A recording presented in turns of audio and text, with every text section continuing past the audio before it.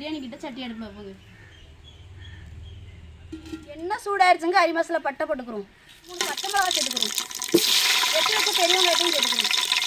சொன்னாங்களே நம்மளுக்கு வெங்காயம் பச்சை மிளகாலாம் வதங்கி வந்துருச்சு. நம்ம இஞ்சி பேஸ்ட்டு வெட்டி வச்ச தக்காளியும் சேர்த்துக்கிறோம். சொன்னாங்களே தக்காளி வெங்காயம் இஞ்சி பேஸ்ட்டு பச்சை மிளகாலாம் வதங்கி வந்துருச்சு. நம்ம மசாலா சேர்த்துக்கிறோம். மிளகாத்தூள் சேர்த்துக்கிறோங்க.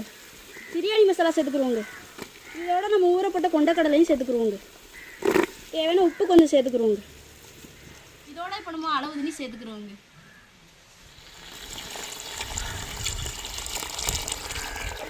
தண்ணி கொதிச்சு வந்துருச்சு. நம்ம அரிசி சேர்த்துக்கிறோம். சொன்னாங்களே நம்மளுக்கு பிரியாணிக்கு தம்பு போடுற பதம் வந்துருச்சு. அதுக்கு முன்னாடி 2 கொத்தமல்லி இலை தூவிக்கிறோம்.